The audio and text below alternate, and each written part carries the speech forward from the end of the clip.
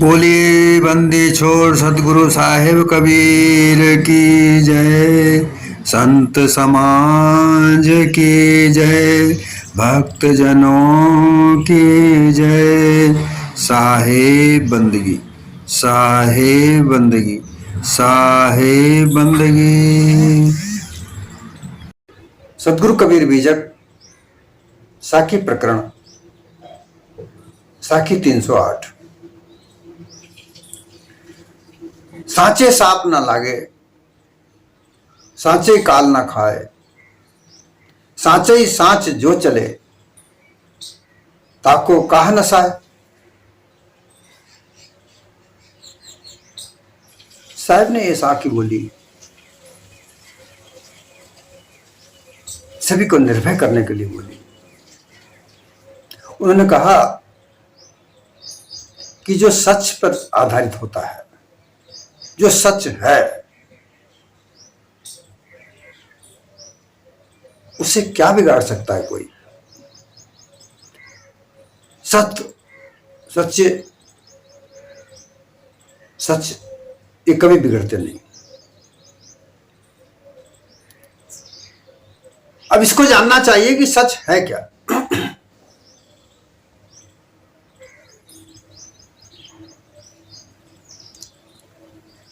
साधारण बोलचाल में लोग बाग श्राप की बात करते हैं कि फला ऋषि ने फला व्यक्ति को श्राप दिया, उसका ऐसा हुआ। ये तंत्र मंत्र टोटका, ये एक डरावनी चीजें होती हैं जिनसे लोग डर जाते हैं।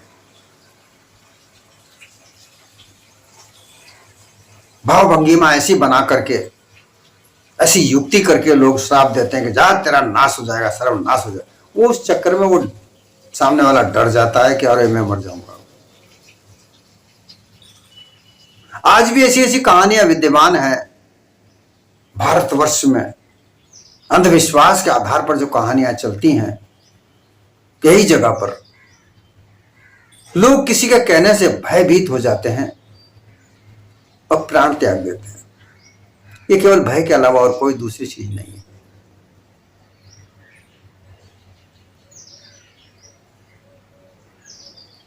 वो खुद सांच पर, सत्य पर टिके हुए नहीं होते। वो खुद झूठ पर आधारित होते हैं।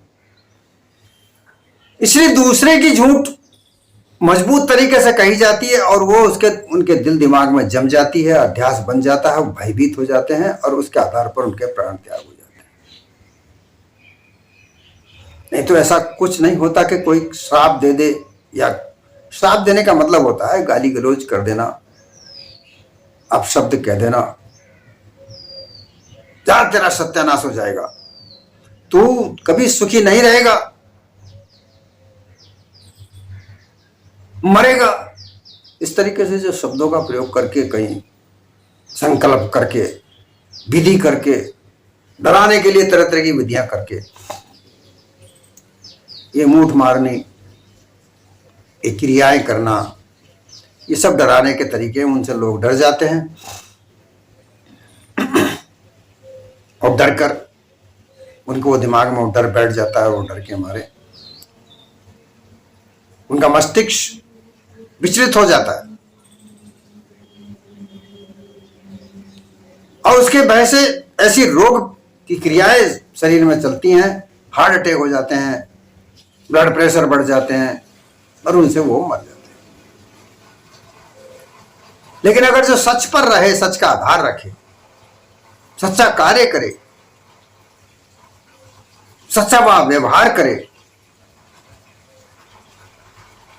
तो उसे कैसे कोई अपशब्द, कठोर शब्द, श्राप लग सकता है। सदगुरु कहते हैं कि सांचे सांप न लागे। जो सच्चा आदमी है, जो सच का आधार पर चलता है, उसे कभी श्राप नहीं लग सकता। अर्थात उसे कठोर वचन, डराने धमकाने के वचन, मारपीट करने की बात अलग होती है, लेकिन जो डराते हैं, धमकाते हैं, वह भी एक श्राप देना जैसा ही होता है। उनसे किसी प्रकार का असर उसके ऊपर नहीं होता जो सच के आधार पर चलते हैं।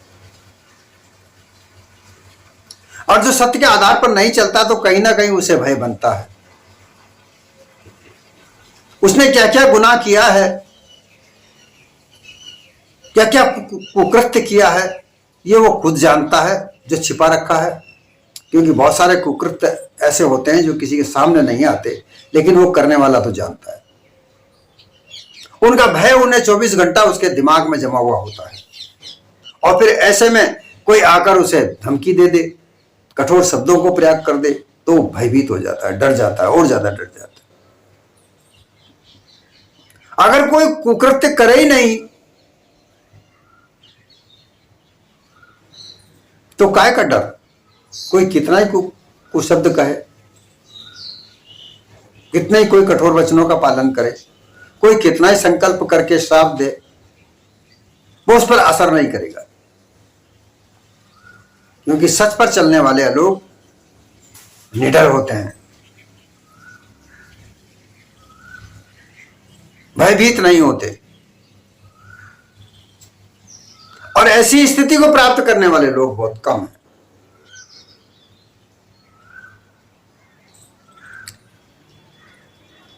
सदगुरु के समय में, कबीर साहब के समय में, सदगुरु कबीर एक अकेले ऐसे व्यक्ति थे, अकेले लड़ते थे पाखंड के लिए। उनका किसी प्रकार के कोई धर्म से झगड़ा नहीं था। अगर झगड़ा था तो पाखंड के खिलाफ झगड़ा था। उनको कितना सताया, परंतु वह विचलित नहीं हुए। उनके वचनों से, उनके सिद्धांत से हटे नहीं, उस पर अटल रहे। और कभी किसी के मारे द्वारा, जिस तरीके से कोई मारपीट कर देता है, मार देता है, घात करके मार देता है, हत्या कर देता है, इस तरीके की मौत वो नहीं मरे। उनका देह ऐसा नहीं छूटा। साधारण तौर पर जैसी देह छूटती है उनकी, उन्होंने देह छोड़ी। 120 साल की अपना जीवन यापन करके उन्होंने अपनी देह को छोड़ा। और उन्होंने उसका पूर्वाभास भी बता दिया। अकेले व्यक्ति इतने गुनाहगारों के साथ में रहे, झूठे लोगों के साथ में रहे। उन झूठे लोगों ने उनके ऊपर कितने कुकृत्य किए, लेकिन वो कभी अपनी बात से अविचल नहीं हुए। अचल रहे, अटल रहे, विचलित कभी नहीं हुए। उन्होंने साहब ने कहा कि तुम भी ऐसा अगर मेरे जैसे अटल हो जाते हो तो तुम्हें किसी प्रकार का कोई श्राप या कोई कठोर वचन असर नहीं करेगा।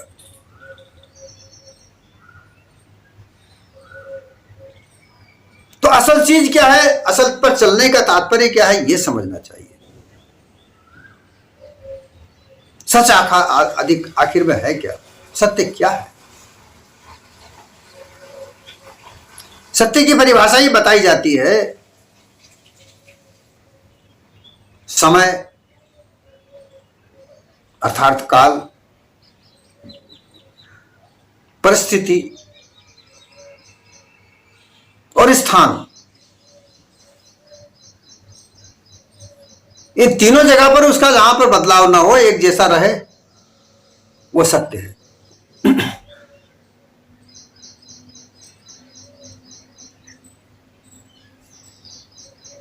पानी को कई जगह अलग अलग देशों में, प्रांतों में अलग अलग नाम से जाना जाता है। उसका नाम एक है, पर पानी तो पानी है, नाम बदल जाते हैं। अग्नि को भी कई तरह से नामों से जाना जाता है।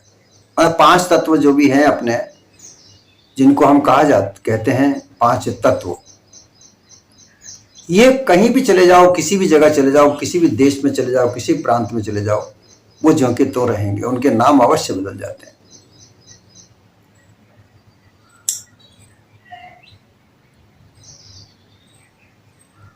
कई कई वस्तुएं अलग अलग जगह पर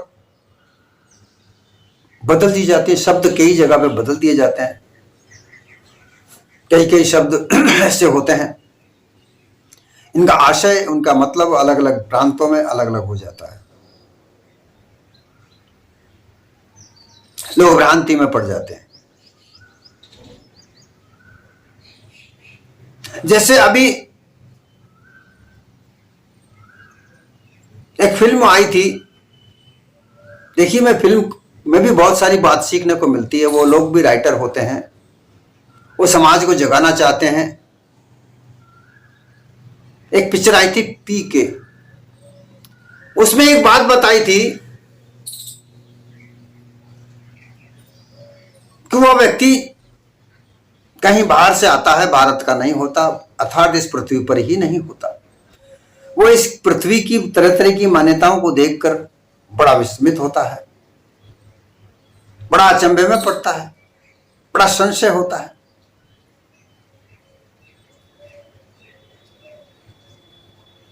तो भाई एक जगह पर वो जब ट्रेन बस में यात्रा करता है तो एक विधवा स्त्री सफेद कपड़े पहन कर बैठी हुई होती है, तो उसके पास उसका हाथ पकड़ लेता है। तो लोग उसको, क्योंकि वो तो बाहर इस देश, इस पृथ्वी का ही नहीं होता, उसे क्या पता क्या होता है, लोग उसे डराते हैं, मारते हैं, कूटते हैं कि विधवा का हाथ पकड़ता, शर्म नहीं आती। वो समझता है कि भाई ये सफेद कपड़े पहनने वाले सभी विधवा होते होंगे। जब वो आगे बढ़ता है तो ईसाई धर्म के लोग दुल्हन बनाते हैं, शादी होती है, तो वहां जो दुल्हन होती है वो सफेद कपड़े पहनती है। तो वो वहां जाकर उस सफेद कपड़े पहनकर उस दुल्हन से कहता है कि क्या तुम्हारा पति मर गया है। अब वो तो शादी होने जा रही थी उसकी, तो उसके पास सामने अगर वो बात कहता है तो बड़ी गुस्सा होती है, वहां पिटाई होती है।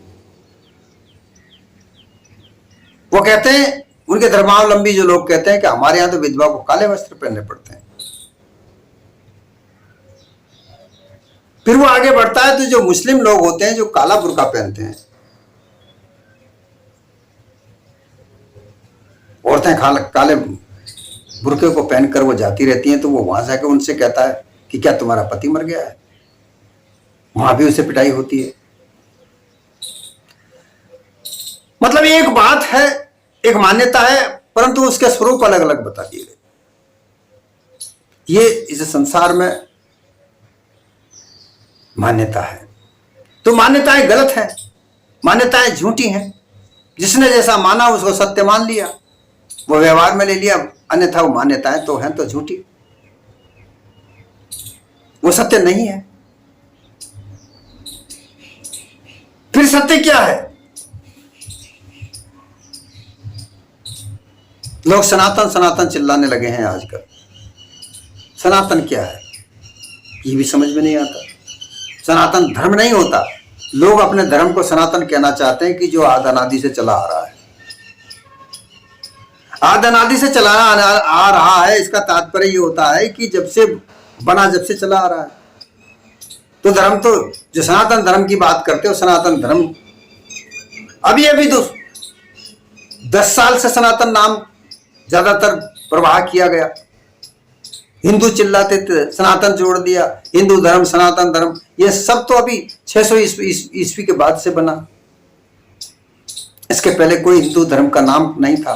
मैं धर्म की बुराई नहीं करना चाहता, ये एक शब्द की बात है कि शब्द कहां प्रयोग किया जाता है, उसकी मान्यता क्या है। सनातन वह है जो आद अनादि से चला आ रहा है, धर्म का नाम नहीं है। और सनातन कौन है? जीव सनातन है। सना का तात्पर्य है जो अनादि से चला आ रहा है, जो तन धारण कर ले, वह जीव है। आदि अनादि से जीव अचल, अटल, अविनाशी, अमर, आजन्मा।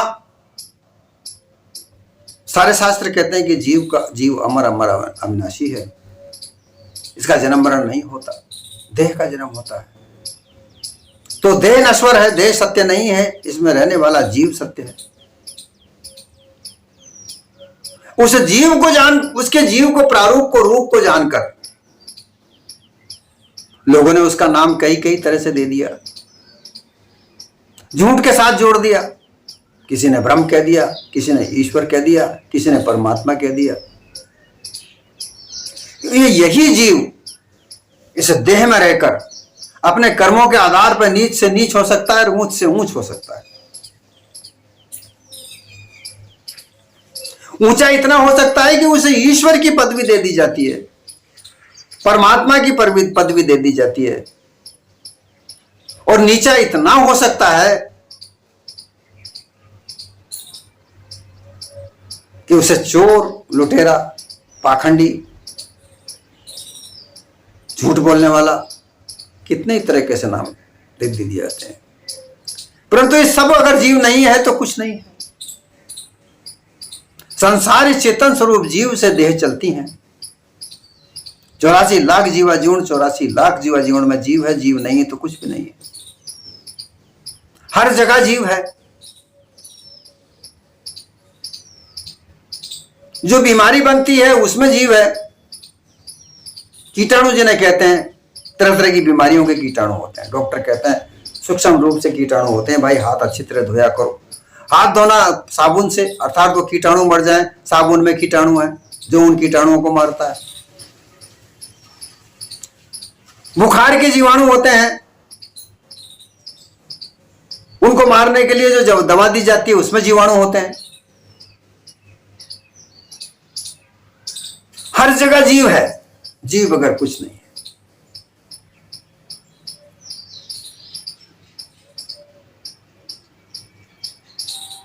परंतु देहधारी जीव 84 लाख योनि बताई गई है। देहधारी में हम देख सकते हैं कि भाई हाँ इसमें जीव है। इसी तरीके से 4 लाख मानव योनि में ये जीव कहा जाता है। इसी का ही सारा खेल है। अब ये खेल झूठ के आधार पर करता है कि सच के आधार पर करता है, ये आवश्यक है। अब अगर झूठ के आधार पर यह खेल करता है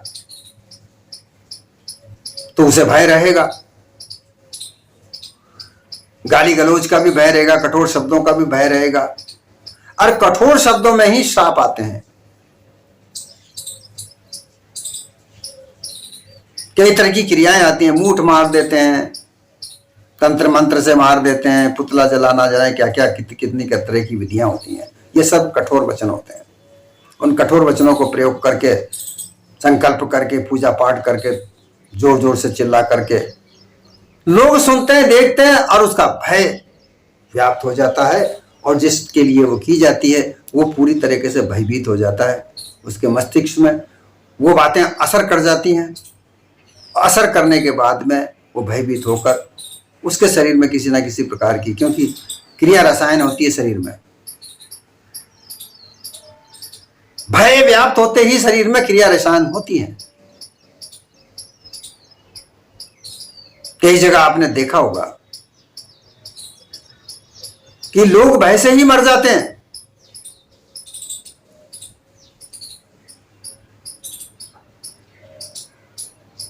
इस तरह से भयभीत किया जाता है कि वो केवल भय से ही मर जाता है। मारने की आवश्यकता ही नहीं होती,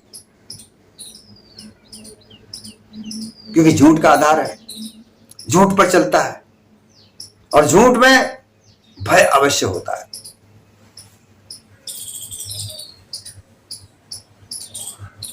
जहां झूठ होगी तो वहां भय तो होगा।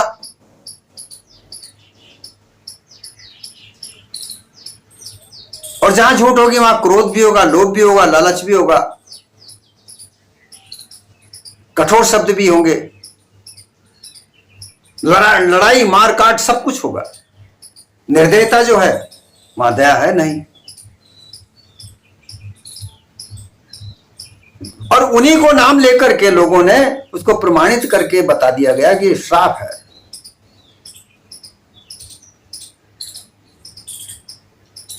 तो वो झूठों को असर करता है।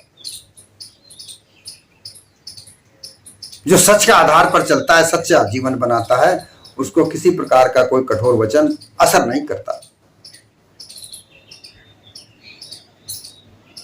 उसे किस चीज का भय? जो अपने जीवन को सच्चा बनाए, सच्चा कार्य करे।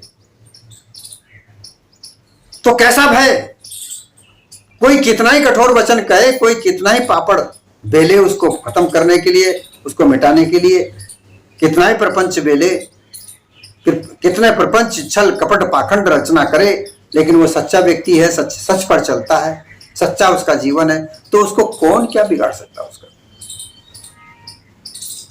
उसका क्या नाश होगा?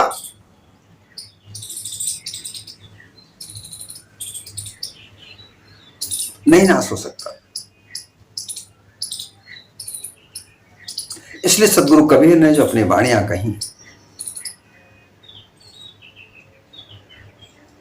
मानव जीवन को सच्चे आधार पर बताने के लिए की कि हे मानव, तुम अपना जीवन को सच्चे आधार पर, सच्चाई के आधार पर चलाओ तो तुम्हारा कुछ बिगड़ेगा नहीं।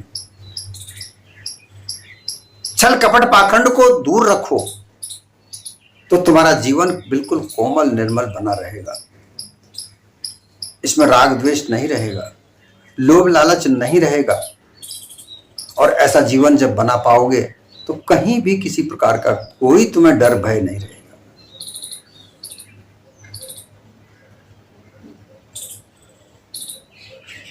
परंतु लोग लोभ लालच के मारे, ज्यादा धन कमाने के चक्कर में, भोग पदार्थों को ज्यादा से ज्यादा प्राप्त करने के लिए छल कपट पाखंड करते हैं।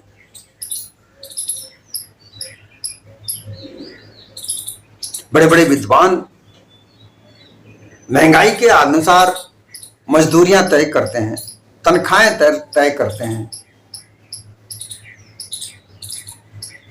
वेतन जो कहते हैं वेतन तय करते हैं, मेहनताना तय करते हैं,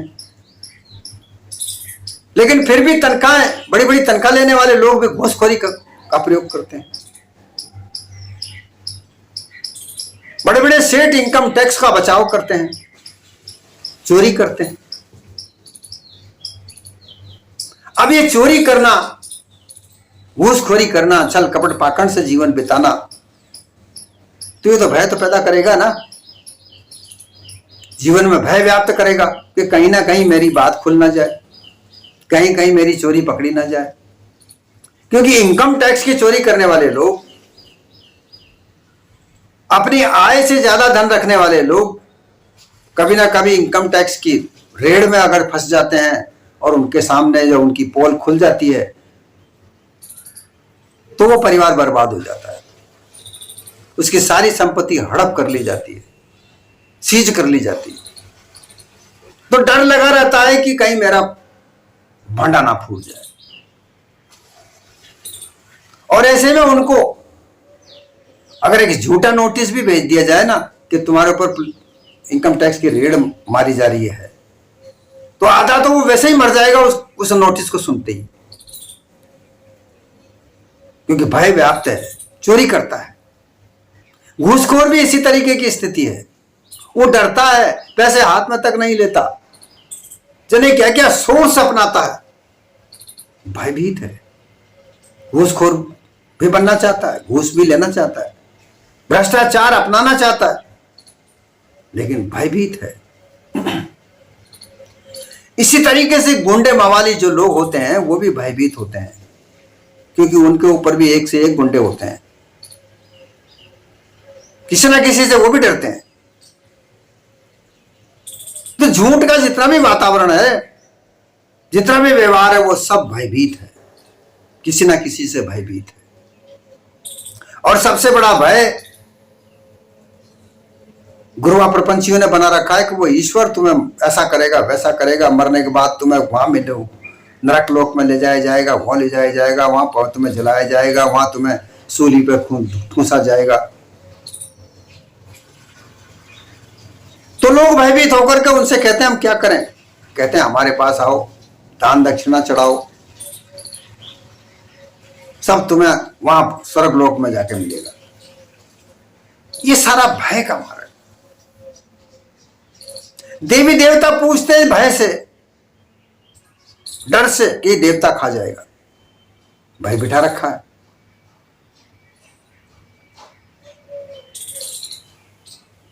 लेकिन जहां सच का मार्ग आता है और जो लोग सच पर अड़िग हो जाते हैं उसे किसी प्रकार का कोई डर नहीं होता, कहीं भी उसे दूर दूर तक कोई भय व्याप्त नहीं होता। भय उसे बताया जाएगा परंतु उसका ऊपर असर नहीं करेगा।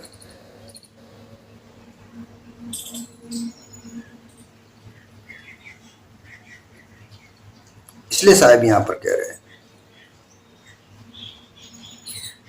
कि सांच ही सांच जो चले ताको का नशा है। जो सत्य है, जो चेतन स्वरूप जीव है, जो निज स्वरूप है तुम्हारा, सच क्या है? तुम्हारा चेतन स्वरूप जीव, तुम सदैव जीव हो, तुम सदैव अमर अविनाशी हो, तुम्हारा अमर हो, तुम अमृत तुम हो, तुम मरते नहीं हो। तुम्हें कौन मारेगा?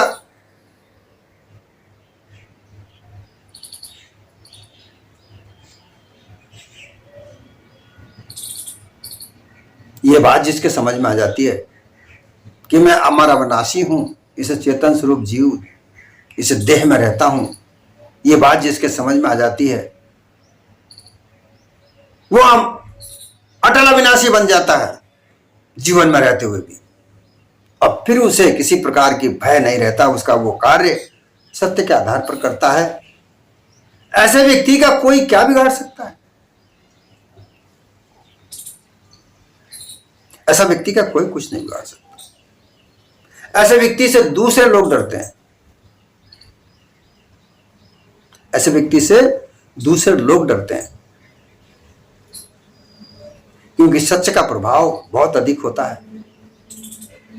कम लोगों के पास ये प्रभाव होता है परंतु सत्य का प्रभाव बहुत अधिक होता है। उसके प्रभाव से दूसरे लोग डरते हैं।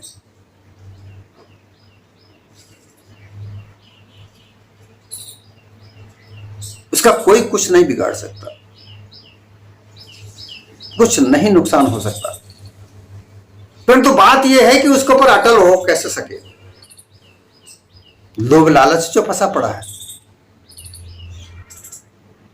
चलो चलो तो सब कहे, चलना किस विध होए, विकट घाटी बीच में कनक कामनी दोए।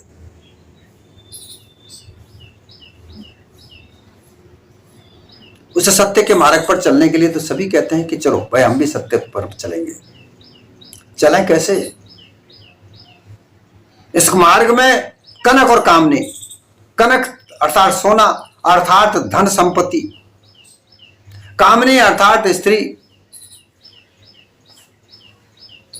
ये दो घाटी विकट हैं, ये इस रास्ते में बीच में पड़ी हुई हैं।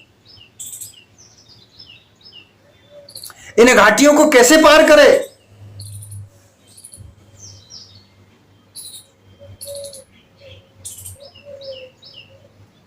अनाप शनाप छल कपट पाखंड रचना करके खूब सारा धन कमाया। अब उस धन को खर्च कैसे करे? उस धन को ज्यादा से ज्यादा खर्च करने का तरीका भी तो अपनाना चाहिए ना। तो फिर उस ज्यादा से ज्यादा धन खर्च करने का तरीका केवल स्त्री भोग होता है।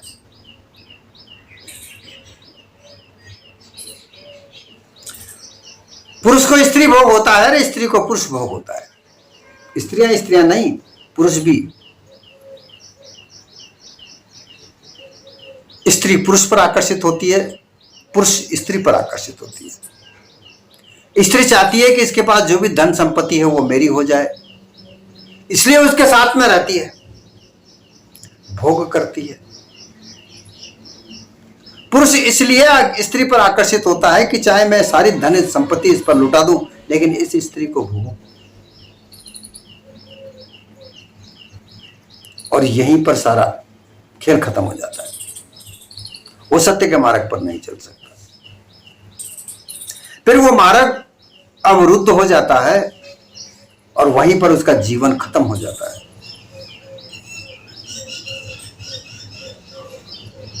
लोग जेल में गए, आप देख लो, स्त्रियों के कारण ही गए। लेकिन बेशरम लोग उनके फिर भी उनको संत कहते हुए शर्म नहीं आती इनको। लोगों को गुमराह करते हैं, लज्जा नहीं आती इनको। ये भी तो एक छल कपट का पाखंड का ही तो रास्ता है। झूठा डिबेट बता बताकर लोगों को आकर्षित करते हैं।